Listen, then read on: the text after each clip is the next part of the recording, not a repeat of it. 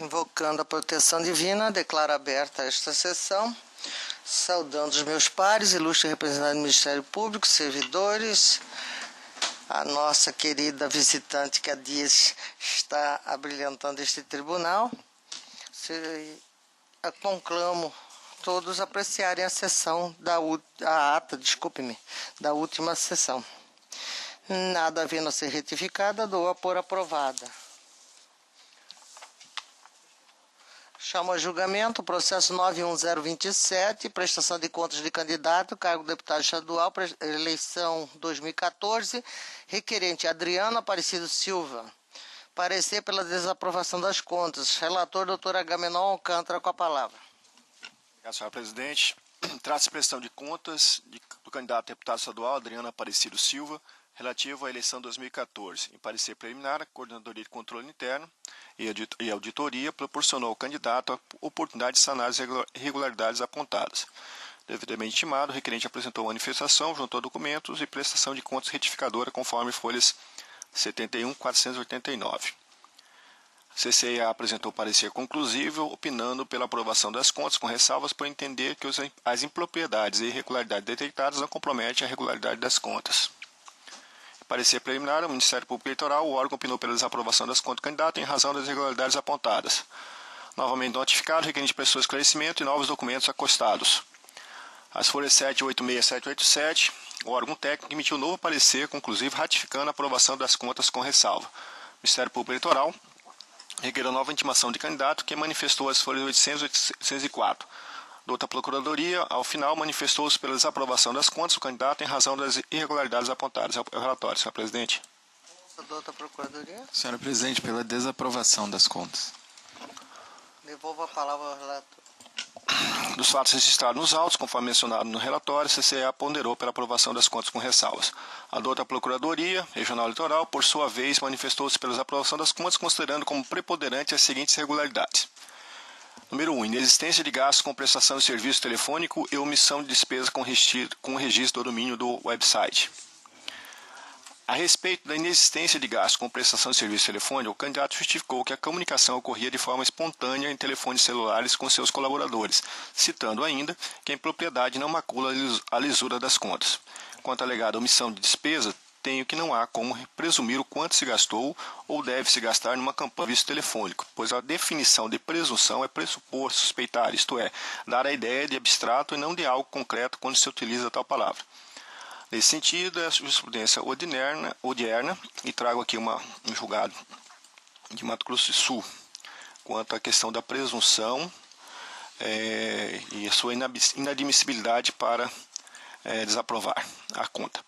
Ainda no que tange aos gastos com telefone ou qualquer outro gasto relacionado à sede do Comitê Eleitoral, reitero meu entendimento de que não se pode presumir que tenha ocorrido algum vício, importando aqui restarem consignadas a declaração do candidato, a identificação das fontes de arrecadação e da despesa relativa aos gastos eleitorais.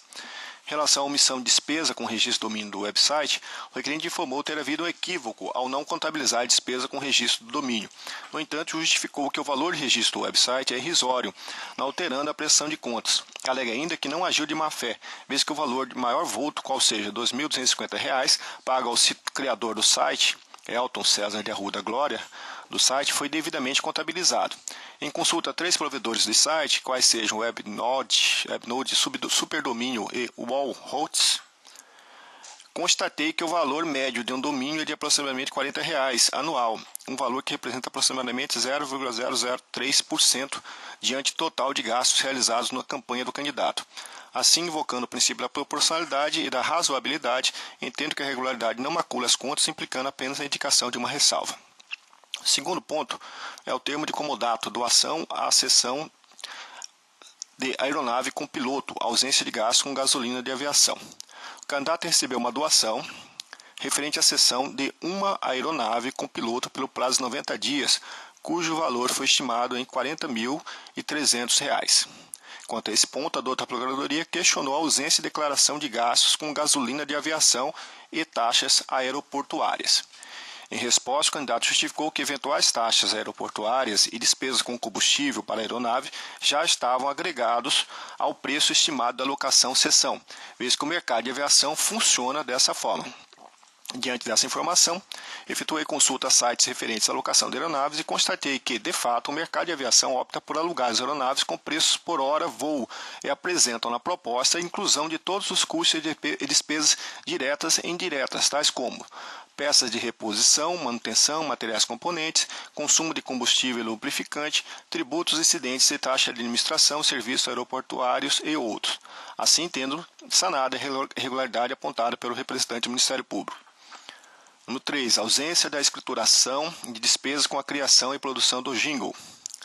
A Procuradoria Eleitoral aponta ainda a ausência de despesas com a criação e produção do jingle de 5 vídeos e de 8 programas em áudio. Em justificativa, o candidato informou que contratou para a campanha o serviço da jornalista Lígia Cristina Menezes de Lima e que entre os serviços por ela prestados estava a realização de jingle. Assim, alega que não existe regularidade com relação a essa despesa, pois o pagamento do referido profissional foi realizado através de recibo número tal, o qual se encontra costado aos autos. Embora o representante do Ministério Público tenha apontado a ausência do contrato referente a essa despesa, ressalto que o documento por ele referido não foi solicitado ao candidato em momento algum, seja pela CCIA ou pela Procuradoria Regional Eleitoral. Friso ainda que 2 diligências solicitadas pelo parquê foram deferidas por esse relator, e em nenhuma delas estava o pedido de apresentação do contrato de prestação de serviço com a referida jornalista. Assim que pesa a alegação do Ministério Público, tem que a ausência da apresentação desse documento não macula a lisura das contas hora prestadas, vez que a despesa está devidamente declarada e comprovada mediante a apresentação de recibo. Utilização da antiga sede do Parlamento de Sapezal. Por fim, a douta Procuradoria questionou o candidato a respeito da utilização das dependências da antiga sede do Parlamento de Sapezal para promover reunião política em proveito de sua candidatura, inexistindo nos autos despesa com alocação ou cessão do espaço físico. Conforme citado pela Procuradoria, a simples utilização do espaço físico da antiga sede do Parlamento de Sapezal já consubstancia receita estimável em dinheiro proveniente da fonte vedada, nos termos do inciso 2 do artigo 24 da Lei das Eleições, que transcrevo em meu voto. O candidato reconhece a realização do evento em local mantido com recursos públicos, no entanto, alega que não houve quaisquer gastos ou despesas do poder público com a citada reunião. Afirma ter sido uma rápida reunião e que o material logístico era de sua propriedade. De fato, nenhum documento contrário a essa tese foi trazido aos autos, ou sequer mencionado o valor atribuído a essa doação, não podendo, assim, essa justiça especializada presumir que a despesa tenha sido custeada com recursos de fonte vedada e, com base nisso, desaprovar as suas contas. Assim, concluo ainda que não há como essa justiça especializada apurar de forma mais detida em sede de prestação de contas se houve ou não a doação por fonte vedada, devendo o alegado ilícito ser apurado em procedimento próprio. Diante do exposto, em dissonância com o parecer ministerial, voto pela aprovação das contas com ressalvas do requerente Adriano Aparecido Silva. No entanto, por entender que o suposto ilícito deve ser apurado em procedimento próprio, acato o pedido da Procuradoria Regional Eleitoral e determino o encaminhamento de cópia dos autos para a Promotoria de Justiça da Comarca de Sapezal para que sejam tomadas providências que aquele órgão ministerial entender necessária em relação à suposta utilização indevida de espaço público, sede do Parlamento de Sapezal, para interesse eleitoral. É como o voto, senhor presidente.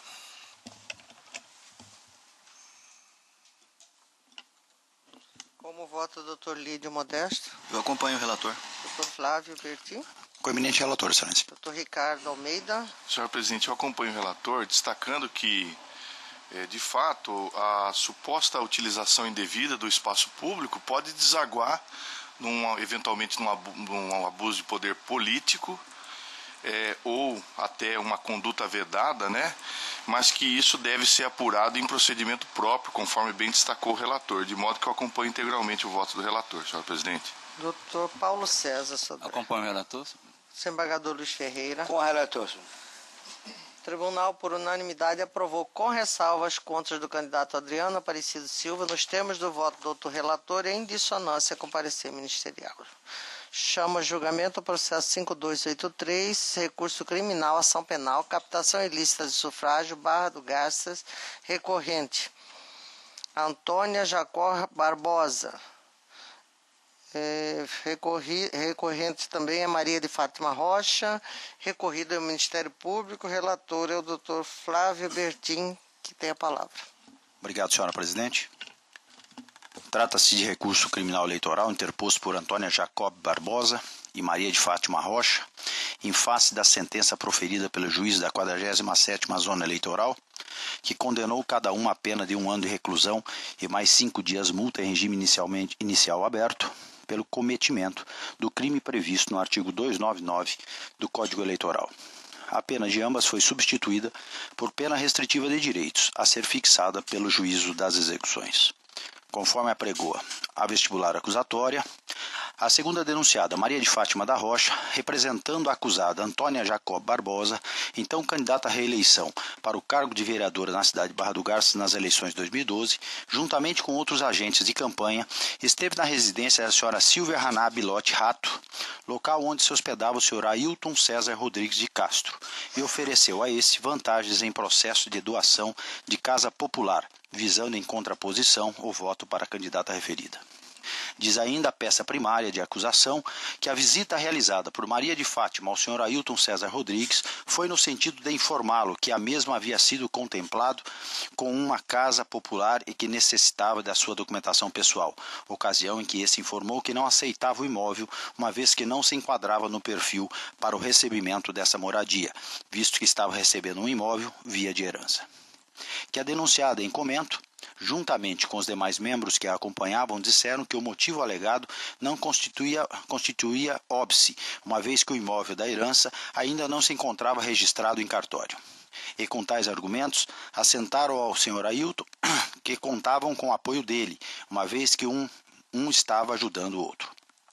Relata ainda a acusação que Maria de Fátima, ao tempo dos fatos, já se encontrava aposentada e, portanto, não fazia parte do quadro de servidores da Secretaria Municipal de Ação Social, a qual era responsável pela inscrição do Programa Federal Minha Casa Minha Vida.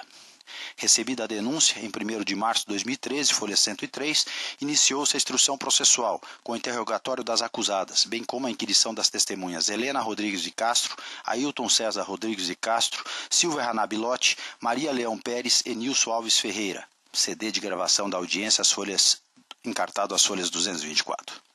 Em nova audiência, o Ministério Público propôs a suspensão condicional do processo, contudo, as denunciadas recusaram o benefício. Em alegações finais, o parquê postulou pela procedência das acusações formuladas na peça acusatória de piso, ou seja, nas sanções do artigo 299 do Código Eleitoral. Já a defesa de Maria de Fátima Rocha, em razões derradeiras, postulou pela improcedência da acusação e, via de consequência, pela sua absolvição, em face à carência de provas a servir de pilastras para a conduta delituosa imputada. Por sua vez, Antônia Jacob Barbosa, em sede de preliminar, postulou pela inépcia da denúncia ao fundamento de que essa não descreveu as circunstâncias típicas praticadas pela defendente, enquanto que, no mérito, postulou pela sua absolvição. As folhas 258, USP 264, adveia a sentença, desacolhendo primeiramente a preliminar arguida pela acusada Antônia Jacob Barbosa, ao argumento de que a conduta imputada a esta, abre aspas, encontra-se devidamente delimitada na denúncia ofertada pelo parquê, considerando que o crime foi cometido em conduta / participação em sentido estrito, tendo a acusada concorrido para o crime, fecha aspas, incidindo por tais motivos nas penas a este cominadas na medida da sua culpabilidade. Artigo 29 do Código Penal. Por fim, fundamenta que, da leitura da denúncia, conclui-se que a mesma, abre aspas, foi formulada em obediência aos requisitos traçados no artigo 41 do Código de Processo Penal, uma vez que descreve perfeitamente os fatos típicos denunciados, fecha aspas. Ilustra suas assertivas na doutrina de Júlio Fabrini Mirabetti e na jurisprudência do Egresso Superior Tribunal de Justiça. Na fase meritória, conclui o prolator da sentença que, estando devidamente comprovada a coautoria e preenchidos os requisitos do artigo 299 do Código Eleitoral, terminou por condenar ambas as denunciadas, respectivamente, a pena de 1 ano de reclusão e 5 dias multa, em regime inicial aberto, substituindo essa por restritiva de direitos a ser analisada e fixada pelo juízo das execuções. As defendentes, inconformadas com o deciso condenatório, apelam a essa superior instância, alegando, em resumo, Antônia Jacob Barbosa, preliminarmente argui inépcia da denúncia, sob o fundamento de que a peça acusatória não descreve nenhuma conduta da recorrente. quer relevante ou não, quer típica ou atípica. E assim, inexistindo a descrição da conduta, está a vestibular acusatória na contramão do disposto do parágrafo 2º do artigo 357 do Código Eleitoral e da redação disposta no artigo 41 do Código de Processo Penal. Pede que, acolhida esta preliminar, seja trancada a presente ação penal eleitoral por inépcia da inicial. Assevera ainda em preliminar que no presente feito o interrogatório da denunciada foi realizado antes da oitiva das testemunhas, fato que contraria as disposições contidas no inciso 55º do artigo 5º da Constituição da República, ou seja, ofensa aos princípios da ampla defesa do contraditório e do devido processo legal. Ilustrando suas assertivas com ensinamentos jurisprudenciais, conclui por postular pelo reconhecimento desta preliminar e, via de consequência, anular o feito, devendo o mesmo retornar na instância de piso para o seu regular prosseguimento.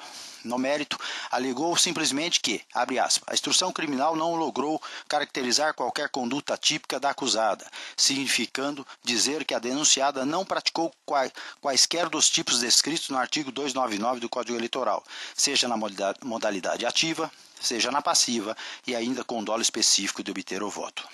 Conclui pedindo que, se não reconhecidas nenhuma das preliminares que seja, pela fase meritória, absolvida da imputação que lhe é imposta em vista da tipicidade da conduta ou a falta de provas necessárias ao decisum condenatório. Em seu recurso, Maria de Fátima Rocha postulou também em preliminar pela violação do artigo 5º, inciso do artigo 5º, inciso do 55º da Constituição da República, sob os mesmos argumentos explanados no recurso de Antônia Jacob Barbosa. No mérito, afirma que, dos autos não restou provado, tem a recorrente, através da sua conduta, ferido o disposto do artigo 299 do Código Eleitoral. Encerra pedindo que, não reconhecida a preliminar arguida, que seja apelante absolvida por total falta de provas. Em parecer, a douta Procuradoria Regional Eleitoral manifesta pelo desprovimento dos recursos interpostos. É o relatório, senhora presidente. Douta Procuradoria. Senhor presidente, pelo desprovimento do recurso. Desprovimento, retorna a palavra ao relator. Passo a votar a primeira preliminar de inépcia da denúncia.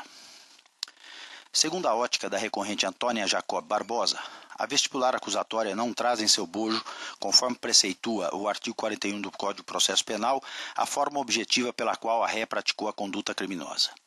A preliminar arguida não merece prosperar. Isto porque a conduta delitiva da acusada Antônia Jacob Barbosa encontra-se dentro do arcabouço normativo da denúncia ofertada pelo Ministério Público, visto que o delito fora cometido em coautoria, tendo a apelante concorrido de forma clara para o crime, fazendo-se presente as disposições do artigo 29 do Código Penal, ou seja, o crime praticado pela autora incide nas penas a este cominadas na medida de sua culpabilidade. Segundo a vestibular acusatório, o delito em momento foi praticado em concurso de pessoas, onde a conduta criminosa imputada à acusada Antônia Jacob Barbosa foi a de enviar a corré Maria de Fátima Rocha, esta na qualidade de sua representante, à residência do eleitor Ailton César Rodrigues, na intenção única de oferecer vantagem em processo de doação de casa popular em troca de voto. Assim, e pelo constante na denúncia, nota-se claramente que essa fora elaborada dentro dos estritos conceitos agasalhadores do artigo 41 do Código de Processo Penal, visto que descreve fatos que configuram em tese o crime descrito no artigo 299 do Código Eleitoral. Indica suas circunstâncias, aponta os indícios de autoria, individualiza a conduta, identifica o eleitor que supostamente seria corrompido, aponta o rol de testemunhas, descreve minuciosamente os fatos típicos denunciados, terminando ainda por classificar e indicar os tipos legais atingidos. Assim não há falar-se em inépcia da denúncia. Esse é também o ensinamento jurisprudencial expandido pelo Egrégio Superior Tribunal de Justiça. Dessa forma, e pelo exposto, rejeito a preliminar suscitada pela apelante Antônia Jacob Barbosa por inexistir qualquer falha na denúncia do Ministério Público e, por consequência, capaz de gerar o trancamento da ação penal. É como voto o revisor, doutor Ricardo Almeida. Acompanho, nesse caso, o relator. Doutor Paulo Sodré. Acompanho o relator. Desembargador Luiz Ferreira. Com o relator. Doutor Agamenon. Com o relator. Doutor Lídio. Também com o relator. Prossigo a retorno da palavra ao relator. Passo então a analisar a segunda preliminar de violação do inciso 55º do artigo 5º da Carta Magna. Dessume-se dos autos... Não está liberado? Não? Só um minutinho, excelência, para me liberar. O Breno, me ajuda aqui, por favor. Foi? Ok, está liberado agora. Passo a analisar a segunda preliminar de violação do inciso 55º do artigo 5º da Carta Magna. Dessume-se dos autos que o interrogatório das acusadas teve lugar antes da oitiva das testemunhas, fato que, na ótica das recorrentes, contraria o artigo 400 da Lei Federal 11.719/2008, acarretando, portanto, inversão tumultuária do processo com manifesta violação do contraditório e da ampla defesa, ferindo de morte o inciso 55º do artigo 5º da Constituição Federal. De princípio, assiste razão às postulantes, isto porque, segundo o entendimento doutrinário e jurisprudencial, após a vigência da Lei 11.719/2008, o interrogatório do acusado tornou-se meio de defesa e, na conformidade do artigo 400, esse só pode ser realizado após a oitiva das testemunhas, quer da acusação, quer da defesa, e sempre nesta ordem. Com o advento da lei mencionada, a matéria em comento tornou-se polêmica, tanto na doutrina como na jurisprudência. Haja visto que, para a maioria, o artigo 400 pré-falado não atingia os procedimentos especiais. Esse foi o entendimento do magistrado prolator da sentença quando assentou, abre aspas, inicialmente registro que nem todas as inovações introduzidas pela Lei 11.719/2008 se aplicam ao processo penal eleitoral, razão pela qual entendo que o momento do depoimento pessoal interrogatório permanece inalterado, devendo ser realizado antes da oitiva das testemunhas na forma do artigo 359 do Código Eleitoral, fecha aspas. Nota-se, portanto, que a matéria subjúdice e causadora das diversas interpretações é a que está inserida no artigo 400 da mencionada lei, que dispõe, abre aspas, artigo 400. Na audiência de instrução e julgamento a ser realizado no prazo máximo de 60 dias, proceder-se-á à tomada de declarações do ofendido, a inquirição das testemunhas arroladas pela acusação e pela defesa, nesta ordem, ressalvado o disposto do artigo 222 deste Código, bem como os esclarecimentos dos peritos, as acariações e ao reconhecimento de pessoas e coisas, interrogantes e em seguida o acusado, fecha aspas. De acordo, portanto, com o artigo acima transcrito, depois de tomadas as declarações do ofendido e feita a inquirição das testemunhas, quer de defesa, quer da acusação, nessa ordem, será interrogado o réu, sendo a inversão desse dispositivo pode gerar nulidade. Assim, é evidente que uma das alterações mais importantes da mencionada lei foi aquela contida no referido artigo 400 do Código de Processo Penal, onde restou consignado que o acusado somente seria interrogado após a colheita de todas as provas testemunhais. Dentro de tal conceito, a oitiva do acusado passa a ser um verdadeiro meio de defesa, visto que seu interrogatório só será realizado após a oitiva das testemunhas. É o que apregoou o Supremo Tribunal Federal, que se rendeu à evidência da matéria através dos votos dos ministros Ricardo Lewandowski e Celso de Mello no julgamento do agravo regimental na ação penal 528 do Distrito Federal, assim explicitados, abre aspas. Como é sabido, a Lei 11.719/2008 modificou o artigo 400 do CPP e transferiu o interrogatório para o final do procedimento, passando o dispositivo a contar com a seguinte redação, a qual peço vênia para não lê-lo, uma vez que já foi lido anteriormente. Prosseguindo, não se pode negar que se trata de um tema de altíssima relevância, dado ao reflexo que a referida inovação legal exerce sobre o direito constitucional à ampla defesa. Tendo em conta essas judiciosas constatações, afirmar que é essencial ao sistema processual respeitarem a plenitude o direito de defesa e ao contraditório, afigura-se, no mínimo, despiciando, pois tais premissas encontram-se assentadas não apenas no ordenamento pátrio, mas revelam-se como alguns dos mais caros valores do Estado Democrático de Direito, assim sendo reconhecido pela grande maioria das nações civilizadas. Nessa linha, parece-me relevante constatar que, se a nova redação do artigo 400 do CPP possibilita ao réu exercer de modo mais eficaz a sua defesa, tal dispositivo legal deve suplantar o estatuído no artigo 7º da Lei 8.038/90 em homenagem aos princípios constitucionais aplicáveis à espécie. Vê-se, portanto, que, ocorrendo a inversão, isto é, sendo o interrogatório realizado antes da oitiva das testemunhas, ocorre nulidade, quer seja de caráter relativo ou absoluto. Nesse sentido, aresto paradigma do colendo do Tribunal do Tribunal Federal, a qual peço vênia para não ler, pois já foi mencionado anteriormente, que é da relatoria do ministro Ricardo Lewandowski. Por outro giro, o magistrado prolator do édito recorrido acolheu o entendimento de que, sendo a lei eleitoral de caráter específico, não estaria seu desiderato agasalhado pelo artigo 400 do Código de Processo Penal, este então modificado pela Lei nº 11.719/2008.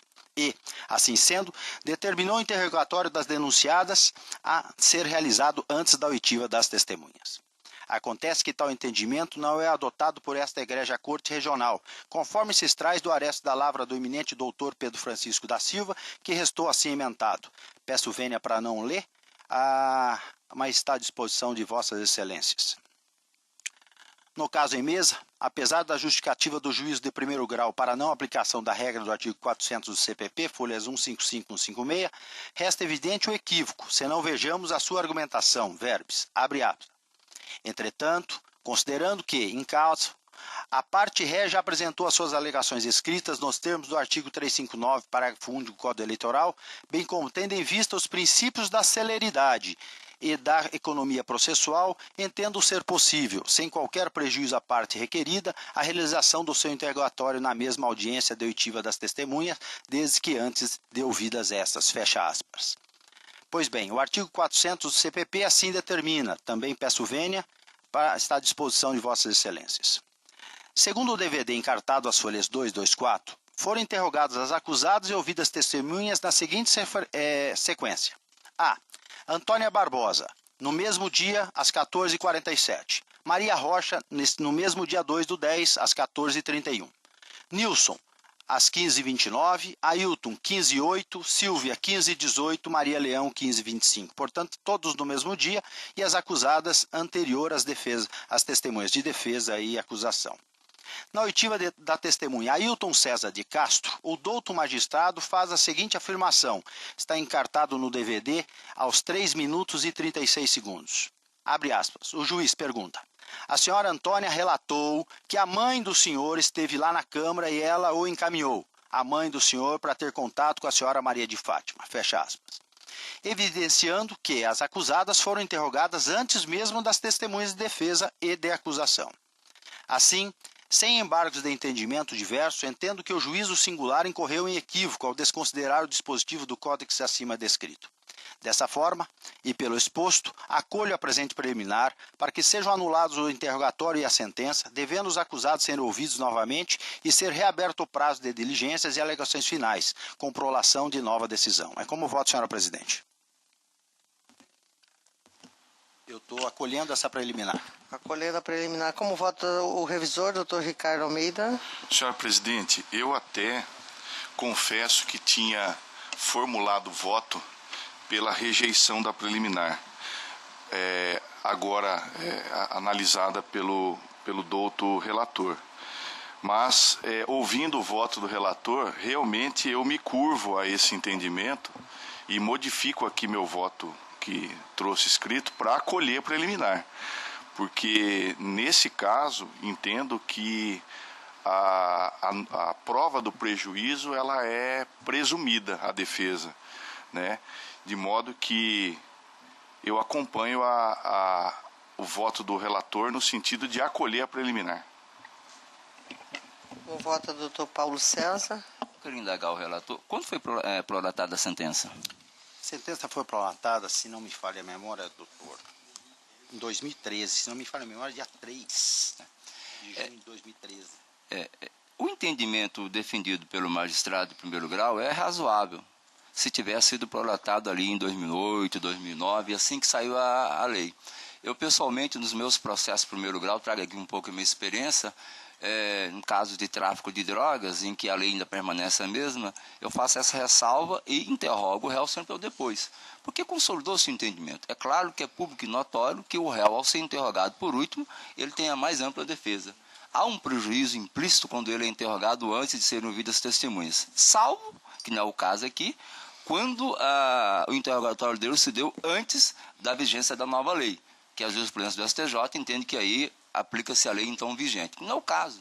Como ele foi interrogado em momento bem posterior, com a consolidação da doutrina da jurisprudência nesse sentido, inclusive com belo voto do relator, não há como negar que não houve prejuízo para os acusados. Portanto, com essas observações, acompanho o nobre relator. Como vota o desembargador Luiz Ferreira? De acordo com o relator. Doutor Agamenon. Eu vou acompanhar o relator, senhor presidente. Inclusive, eu tive até a oportunidade de ser relator num processo habeas corpus com onde demonstrei esse entendimento. E cito aqui um HC 2990 do Tribunal Superior Eleitoral, em que figura como relatora a ministra Luciana Lócio, também nesse sentido. Então, eu acompanho o relator. Como vota doutor Lídio Modesto? Também acompanho o relator. Devolvo a palavra ao relator.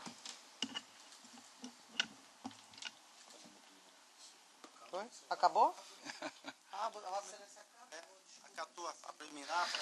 Então eu proclamo o resultado. O tribunal, por unanimidade, afastou a preliminar da inépcia da inicial e também, por unanimidade, acolheu a preliminar de ofensa ao inciso 55 do artigo 5º da Constituição Federal, anulando-se o inquérito e a sentença nos termos do voto do doutor relator em dissonância com o parecer ministerial.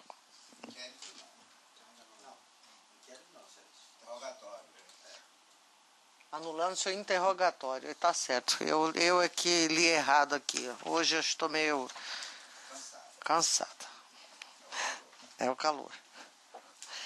Processo 91294, embargos de declaração e prestação de contas de candidato, cargo de deputado estadual, eleições 2014, embargante Ayrton Rondina Luiz.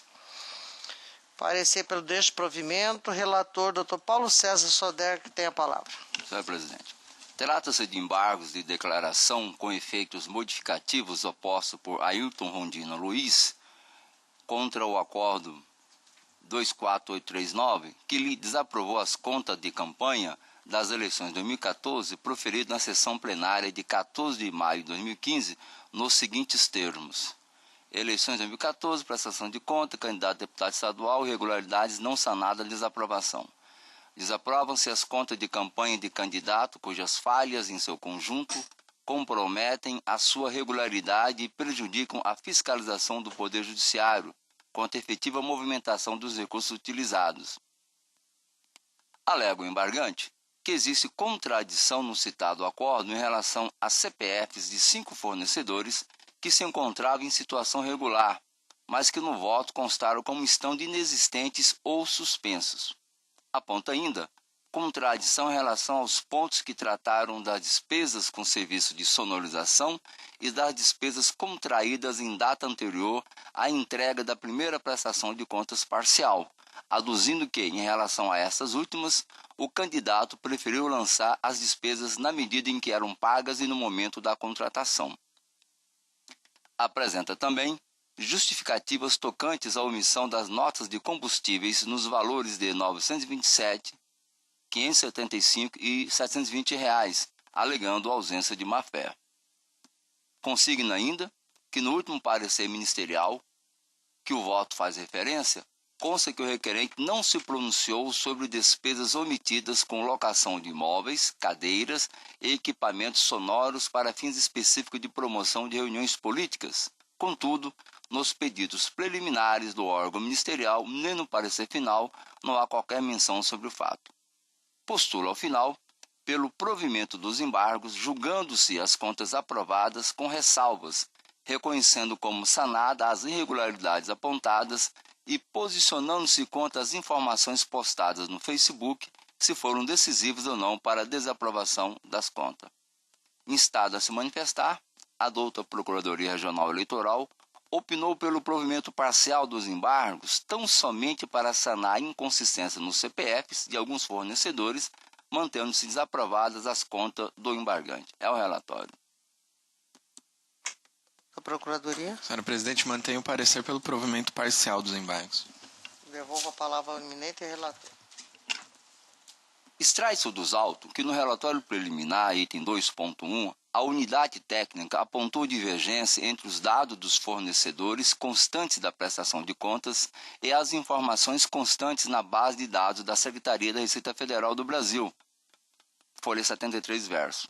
Em resposta, o embargante corrigiu parcialmente a inconsistência, informando o nome correto dos fornecedores e apresentando os respectivos comprovantes de situação cadastral no CPF. Isso está as folhas 82, 109 e 112. Assim, dos 5 CPFs apontados como inconsistentes na última manifestação da CCCIA, 2 deles já haviam sido regularizados pelo embargante às folhas 111 e 112, o que não foi considerado pelo voto do eminente relator. Em sede de embargos, é que o embargante sanou de vez as inconsistências antes apontadas, conforme comprova os documentos de folha 273 a 275, em especial o documento de folha 275, onde ele comprova a regularização da última pendência. Acrescento eu. Desta feita, aceite razão em embargante quanto à contradição relativa a esse ponto, ainda que apenas parcialmente, uma vez que no voto questionado não for observado essa medida, considerando a citada inconsistência como não sanada. Merece, pois, o devido reparo quanto a esse tópico. Contudo, em relação às demais argumentações, não merecem prosperar, pois o ilustre relator, Dr. Pedro Francisco da Silva, tratou expressamente em relação a cada uma delas, colacionando, inclusive, o parecer ministerial que cuidadosamente detalhou as irregularidades com dados extraídos da documentação juntada pelo embargante, como se extrai das notas taquigráficas, de folha 249 e 255. Além dele, outro membro dessa egrégia corte, o primeiro vogal, Dr. Agamenon Alcântara Moreno Júnior, também teve a oportunidade de analisar com profundidade os autos diante do pedido de vista formulado na sessão de 7 de maio de 2015. Na continuação do julgamento, em 14 de maio de 2015, o voto vista divergiu somente da irregularidade apontada pela douta Procuradoria Regional Eleitoral, qual seja, omissão de gasto com prestação de serviços telefônicos, alimentação e hospedagem, locação, cessão de móveis, cadeiras e equipamentos sonoros para fim de reuniões políticas por estarem respaldadas somente em foto extraída do perfil do Facebook do candidato. Tratando exaustivamente sobre demais pontos, concluiu o voto vista. No entanto, em relação aos gastos com combustível e às regularidades apontadas pela CCIA, a conclusão que cheguei é idêntica à do relator. Assim, o desfecho resultou na edição do acordo 24839, ora questionado, que, à unanimidade, desaprovou as contas de campanha do candidato analisadas em seu conjunto. Não há que se falar, pois, em contradição ou omissão no acordo supracitado, à exceção da divergência relativa aos CPFs dos fornecedores indicados, que restou sanada. Posto isto, em sintonia com o parecer ministerial, acolho parcialmente os embargos de declaração opostos pelo candidato Ayrton Rondino Luiz, para o fim de corrigir a contradição do voto que considerou a inconsistência verificada no CPF dos fornecedores como não sanada, mantendo-se, porém, o julgamento pela desaprovação das contas de campanha no pleito 2014. É como voto. Pelo provimento parcial dos embargos. Como vota o desembargador Luiz Ferreira? De acordo com o relator. Doutor Agamenon? Doutor Lídio Modesto? Também acompanho o relator. Doutor Flávio Bertin? Com o eminente relator, excelência. Doutor Ricardo Almeida? Com o eminente relator. Proclamo o resultado. O Tribunal, por unanimidade, deu parcial provimento dos embargos nos termos do voto do doutor relator e em consonância com o parecer ministerial. Administrativo 798, requerente Coordenadoria de Assistência Médica e Social do TRE. Relato: trata-se da proposta da Coordenadoria de Assistência Médica e Social vinculada à Secretaria de Gestão de Pessoas para a adoção neste tribunal do Manual da Perícia Oficial em Saúde do Servidor Público Federal, instituído pela Portaria 797, de 22 de março de 2010 do Ministério do Planejamento, Orçamento e Gestão e revisado pela Portaria MPOG 235, de 5 de 12 de 2014, visando definir e uniformizar os procedimentos internos para a realização de perícias médicas.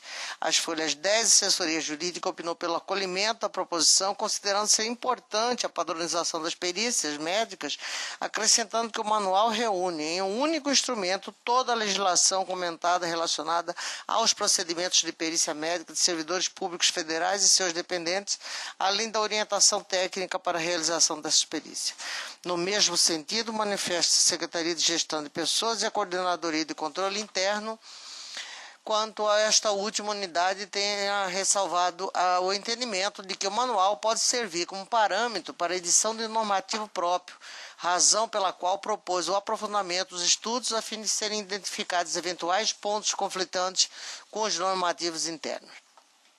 Quanto a este ponto, a CAMS posicionou-se no sentido de que um estudo mais aprofundado das regras contidas no manual seria um retrabalho, por considerá-lo atualizado e elaborado por profissionais de saúde e técnicos de diversos órgãos públicos com o intuito de alinhar as práticas dos profissionais peritos em todo o Brasil. Argumento anuído pela Secretaria de Gestão de Pessoas. Sustentando nas análises técnicas e jurídicas carreadas aos autos, a Diretoria-Geral ponderou pelo acolhimento da proposta consubstanciado nos termos da minuta de resolução aprovada às folhas 70, mormente pelo respaldo que conferirá aos procedimentos. Ao relato dos fatos. Vossa Excelência já perceberam, trata-se, portanto, de adoção de manual para perícia médica. Objetivo a unidade proponente a dar, a par das justificativas apresentadas, a adoção integral do manual de perícia oficial em saúde de servidores públicos federais, utilizando no âmbito do Poder Executivo, cujas regras estão servindo de orientação às perícias realizadas no âmbito deste tribunal, o qual, segundo consta, contempla toda a legislação acerca dos procedimentos de perícia médica e servidores e seus dependentes. Contém orientações técnicas e procedimentais. Está atualizado e foi elaborado por profissionais de saúde e técnicos do Serviço Público Federal com o objetivo de padronizar procedimentos periciais. Na ausência de normativos sobre o tema, destinado especificamente aos servidores do Poder Judiciário, entendo como possível a aplicação daquele manual, visto que os servidores do Poder Executivo e do Poder Judiciário encontram submetidos ao mesmo regramento estatutário, qual seja o regime jurídico único do servidor público civil da União, a Lei 8.112. Diante do exposto, tendo em vista a necessidade da normatização dos procedimentos das perícias médicas, acolho a ponderação da Diretoria-Geral e submeto à apreciação de Vossa Excelências a minuta de resolução que adota o Manual de Perícia Oficial de Servidores do Serviço Público Federal no âmbito deste Tribunal Regional Eleitoral de Mato Grosso, pugnando pela sua aprovação. Expresso essa resolução com o voto.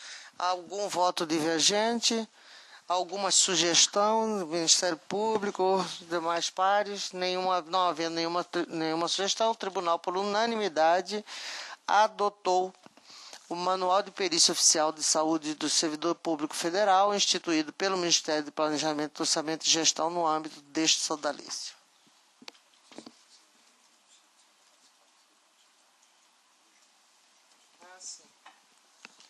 Só fazer uma comunicação aos senhores e talvez um convite, né? Convidada que fui alguns dias atrás, aceitei o desafio para participar hoje de um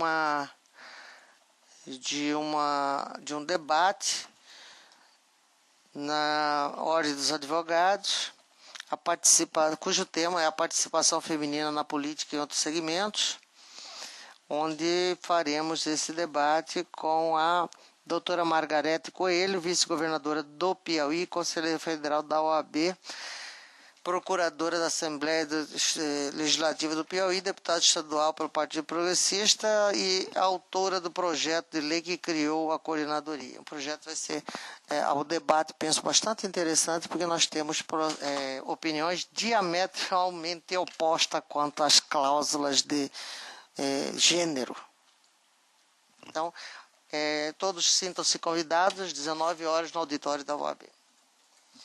Nada mais havendo, deixo a palavra livre, se alguém quiser fazer alguma... Nada havendo mais a ser tratado, declaro encerrada a presente sessão, agradecendo a presença de todos.